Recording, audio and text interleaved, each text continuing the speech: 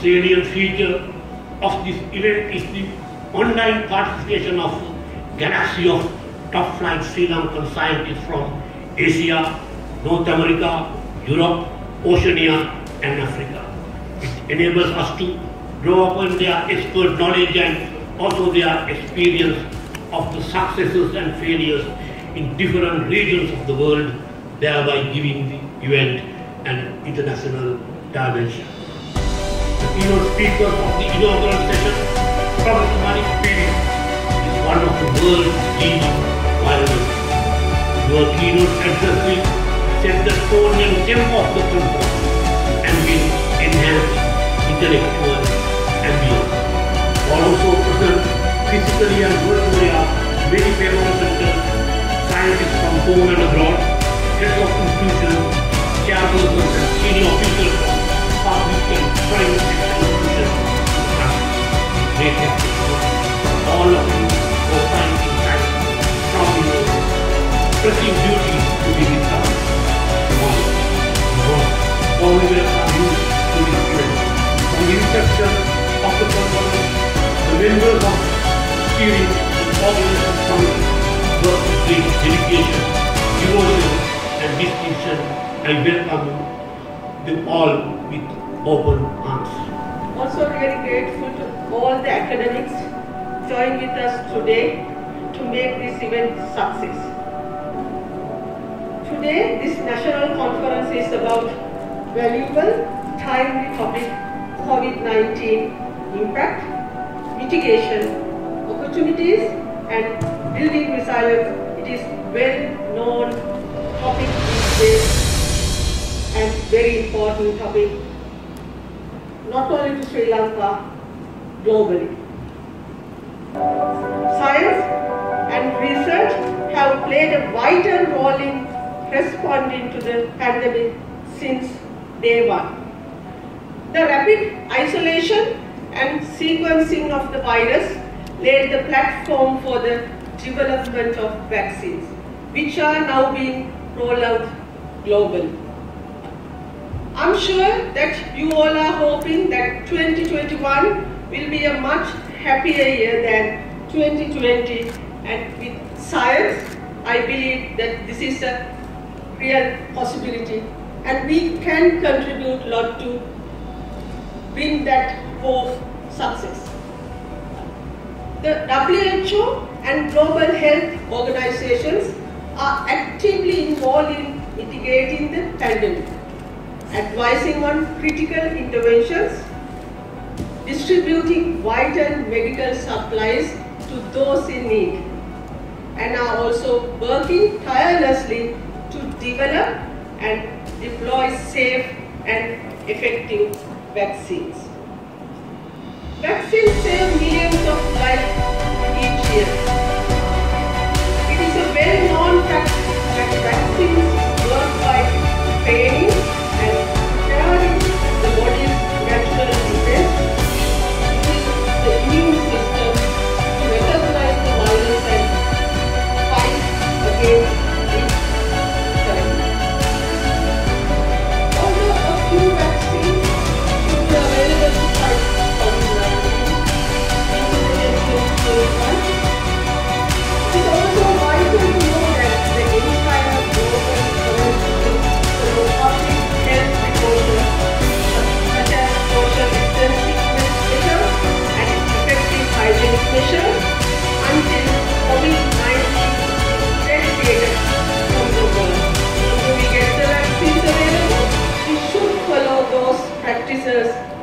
Otherwise, with the vaccine, we don't get that real results if we don't follow those social habits which we trained throughout the last year. On the other hand, countries and their governments, including Sri Lanka, will have to face unexpected difficulties even during 2021 until the situation is brought fully under control. Various businesses face the challenges of massive shifts in demand, supply chains, transportation, and mobility and worker protection. In this context, special attention needs to be paid to those who work on daily wage basis, non-contract workers, temporary employees, and those without social protection coverage as they become the most vulnerable.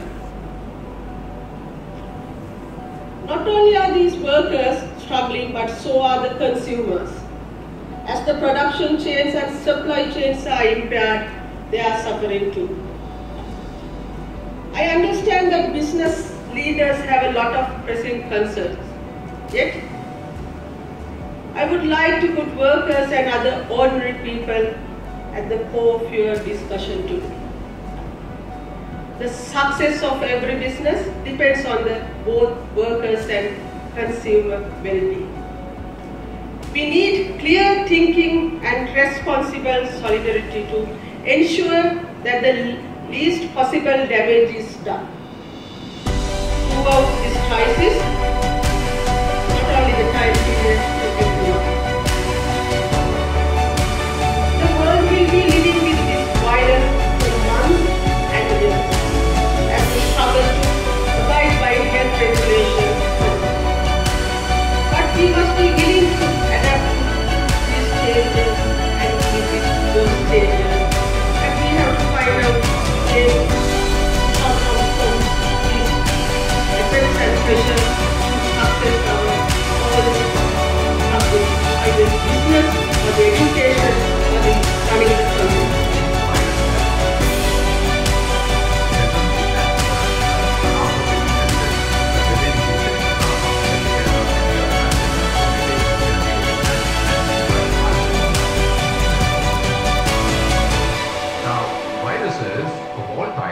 Replicate inside living cells, and this is the cell in which you can see these very small dots here. This is the virus replicating inside the cell and has come out and is found on the cell surface. And this is a scanning electron micrograph of a virus-infected cell, and what you see here are virus particles coming out of the cell. So unlike bacteria, which can survive in the environment by themselves, viruses, by definition, need a living cell to infect.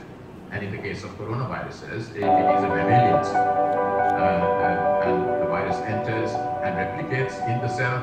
And finally, from each virus that it infects, you may have hundreds or thousands of viruses that leave the infected cell. So this means that most viruses are very specific to the type of species that it can infect. And because this is an RNA virus, it has a higher mutation rate, and this, of course, will come back to this issue later in the talk, because like influenza, like HIV, coronaviruses do also undergo mutation, but to a lesser rate than, for example, influenza viruses. Now, where did this virus come from? We know, for example, in the case of SARS in 2003, so this is the SARS virus in a family tree, it's called a phylogenetic tree. And the SARS virus is very closely related to a number of bat coronaviruses. And now we know that it was a bat virus that crossed over to humans through these game animal models to give rise to the. So very similar to that, here we have, for example, and again you find that coronavirus that are very closely related to quite sure that in the next years we will find much more than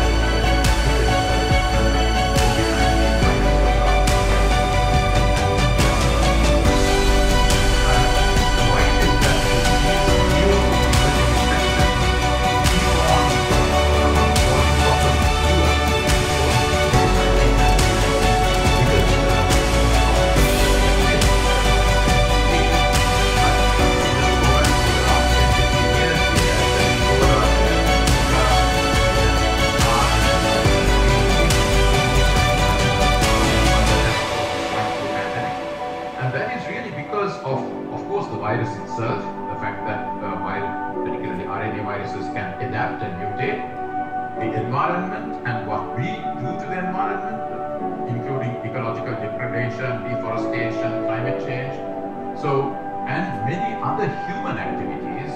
I mean, our growth in our population, increased urbanization, increased travel, trade, the wild animal trade, the livestock trade. So there are so many things that we do that is increasing the probability of these viruses jumping from animals to humans. So this is something I'll come back to at the end of my talk today. The chairman of the National Science Foundation, my colleague, the Honorable Seetrha Arambepola, Professor Malik Peiris, one of the world's distinguished virologists who has brought great honor and prestige to our country, Dr. Seetrha Arambepola, who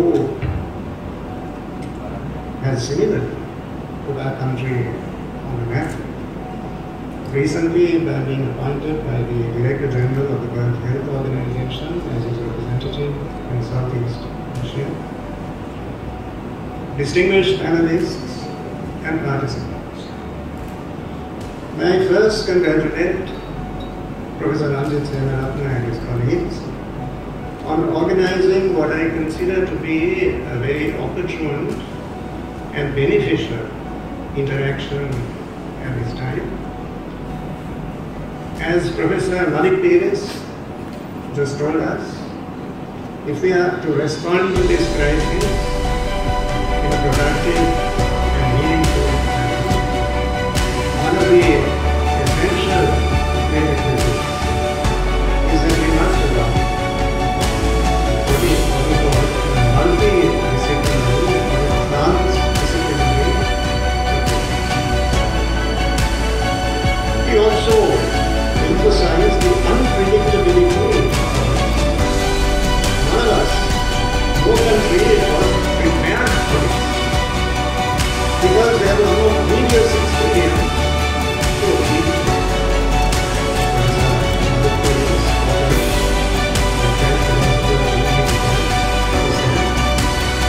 The nature is going to strike back at an unpredictable time.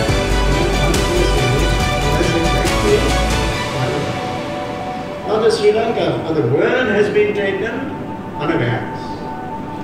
This crisis was upon us. We have responded to it swiftly and effectively. We did not quite know how. There was no certainty. So we had to innovate. We are in uncharted waters.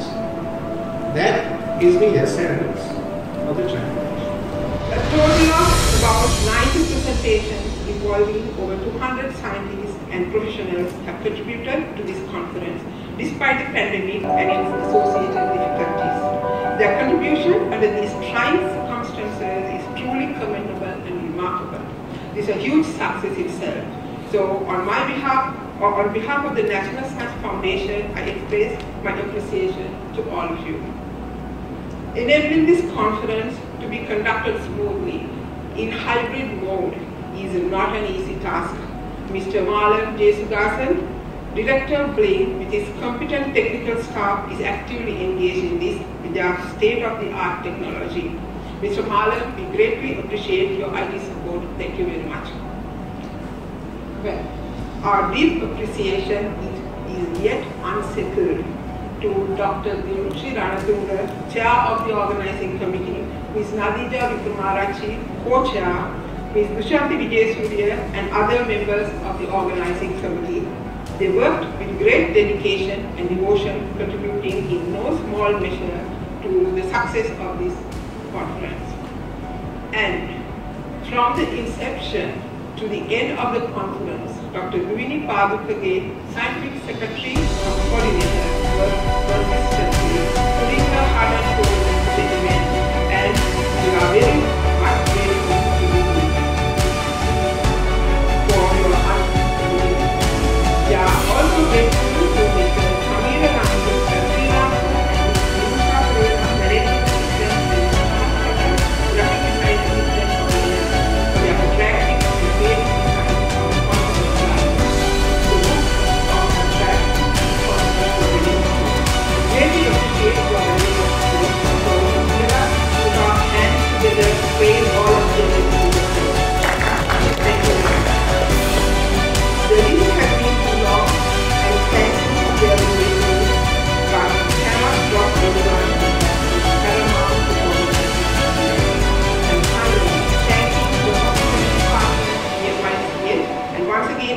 everyone for making this conference a success. I conclude my word of thanks. Thank you very much and good day.